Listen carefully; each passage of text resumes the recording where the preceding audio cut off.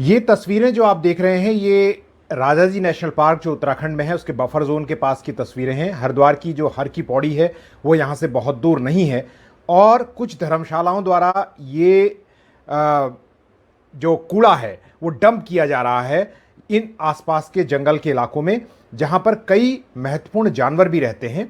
और ये पूरा गार्बेज जो पॉलीथीन की शक्ल में आपको यहाँ पर बिखरा हुआ दिख रहा है ये यहाँ पर फैला है। और ये तस्वीरें एक ट्वीट से नजर आई, हमें ट्वीट से इसके बारे में पता चला और वो ट्वीट टाइम्स ऑफ इंडिया की पत्रकार शिवानी आजाद का था।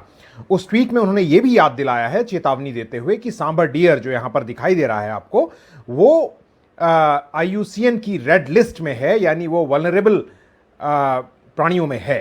तो उसके लिए ये इस तरह का जहरीला, विषाक्त और पॉलीथीन वगैरह खाना काफी नुकसानदेह हो सकता है। एक ट्विटर हैंडल है वी आर ऑल कॉम्प्लिसिट, उसको क्रेडिट दिया गया है इन तस्वीरों का और उन्हीं के से साभार लेते हुए तस्वीरें हम इस वीडियो में आपको बता रहे हैं।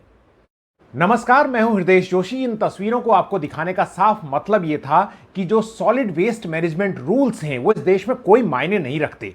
जो ठोस जो कचरा है उसके निस्तारण के लिए सरकार ने 2016 में बहुत पुराने रूल्स को रिन्यू करके उनको नए शक्ल में पेश किया और हमसे कहा कि अब कूड़े को सेग्रीगेट किया जाएगा और उसको अलग अलग तरीके से बांट के, गीला कूड़ा, सूखा कूड़ा और मेडिकल वेस्ट सब कुछ अलग करके, ताकि हम सॉलिड वेस्ट मैनेजमेंट में मिसाल बनेंगे। कुछ शहरों का नाम भी हमें दिखाया गया, इंदौर जैसे है उसका बहुत बढ़ चढ़ कर हमें नाम बताया गया कि इंदौर में सॉलिड वेस्ट मैनेजमेंट हो रहा है और कुछ हद तक हो भी रहा है, और ऐसे ही दूसरी जगहों पर भी। लेकिन आप अगर देखेंगे तो देश के ज्यादा जगहों में वही ढाक के तीन पात है। मैं आपको कुछ और तस्वीरें दिखाता हूं जो उत्तराखंड की ही हैं। उत्तराखंड की ये तस्वीरें भीमताल के आसपास के इलाकों में है, वहां पर भी वैसा ही हाल है। यहां पर भी जंगल में, नालों में, इधर उधर नदी के आसपास कूड़े को का निस्तारण किया जाता है, लाके वहीं पर म्यूनिसिपैलिटी के लोग फेंक देते हैं इन कूड़े को। तो मैंने इस बारे में यहां पर काफी लंबे वक्त से काम कर रहे जोगेंद्र बिष्ट से बात की। खासकर जो पहला प्रिंसिपल है वेस्ट मैनेजमेंट का वो है सोर्स पर सेग्रीगेशन होना चाहिए वेस्ट का, to reduce the volume of the waste. वो सोर्स सेग्रीगेशन किसी भी नगर पालिका में नहीं हो रहा है और उसके कारण जो है बहुत सारा वॉल्यूम जो है वेस्ट का वो डंप साइट में जा रहा है, जो कि लीगली ऑथराइज नहीं है। डंप साइट के बजाय जो है ऐसी साइट का सिलेक्शन करना है जहां डिकम्पोजेबल वेस्ट को कंपोस्टिंग किया जा सके या फिर स्टोरेज किया जा सके, जो रीयूज और रिसाइकिल करने वाला वेस्ट है। और उसके अलावा सैनिटरी लैंडफिल जहां है नियर बाय प्लेन एरिया में, वहां सैनिटरी लैंडफिल में वो वेस्ट को ले जाया जा सके। तो ये सारी नगर पालिकाएँ इसका वायलेशन कर रही हैं।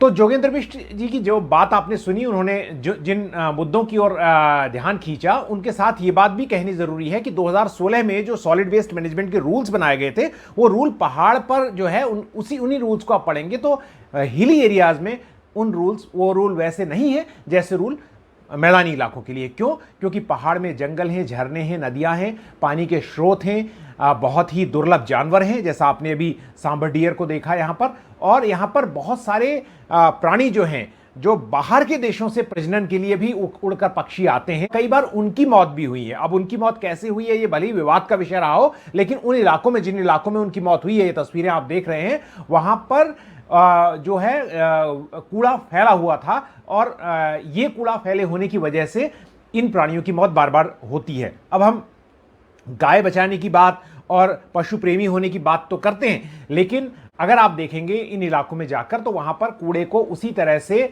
जानवर खा रहे हैं। पहली बात तो यह है कि जितना भी म्यूनिसिपल वेस्ट हमारा है उसमें काफ़ी ज़्यादा वॉल्यूम जो है प्रोसेस फूड जिसमें सॉल्ट कंटेंट है वो ओपन में आ रहा है, चाहे वो म्यूनिसिपल बिन्स में आ रहा है या रोड साइड पे आ रहा है या खुले जगह जो भी ओपन एरियाज है वहाँ आ रहा है। उसके कारण जो हमारे स्ट्रे एनिमल्स हैं और साथ साथ वाइल्ड एनिमल्स हैं उनके अंदर एक सॉल्ट को लेकर टेम्पटेशन होता है, क्योंकि उनको नेचर में सॉल्ट नहीं मिल पाता है, तो इसलिए ऐसे रैपर्स को वो च्यू करते हैं। उसकी वजह से उनके डाइजेस्टिव सिस्टम में ये सारे रैपर चले जाते हैं और चोकिंग हो जाती है। तो we are losing lot of stray cattles as well as wild animals और इकोसिस्टम को बहुत बड़ा ये चैलेंज है। इसमें कुछ ना कुछ हमें एक सिस्टम इवॉल्व करना पड़ेगा जिससे जो रैपर्स है वो ओपन में कहीं भी ना आए, चाहे वो म्यूनिसिपल बिन्स में हो या फिर ओपन एरियाज में हो, ताकि वो एनिमल्स के रीच से दूर रहें। और इसीलिए हम ये रिकमेंड कर रहे हैं कि स्टोरेज सेट बने हर जगह, ताकि ये जो ड्राई वेस्ट जिसमें सॉल्ट डस्ट रह जाती है आफ्टर यूज, उसको एनिमल के रीच से बचाया जा सके।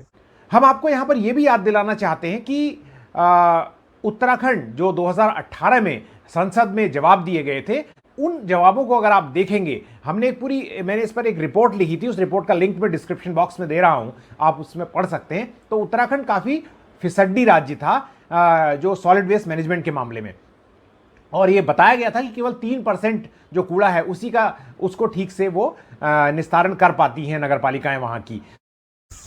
और उत्तराखंड के फिसड्डी रिकॉर्ड को देखकर आपको ज़्यादा आश्चर्य भी नहीं होना चाहिए, क्योंकि आपको याद होगा अच्छी तरह यहाँ पर पिछली बार जब कुछ साल पहले एक शादी हुई थी, विदेशी परिवार आया था, साउथ अफ्रीका से 2 भाई आए थे, और उन्होंने उनके परिवार में जो शादियाँ हुई थी उससे 4200 करोड़ की शादी और 4000 किलो कूड़ा, वो सब ने देखा, खबरें देखी, उसके बाद वो मामला अदालत में भी गया। तो इससे ये भी पता चलता है, सवाल उठता है कि अथॉरिटीज़ आखिर कर क्या रही हैं। क्या वो पैसे के आगे झुक रही हैं, क्या वो रसूख वाले लोगों के आगे झुक रही हैं, या वो वास्तव में पर्यावरण के लिए चिंतित हैं।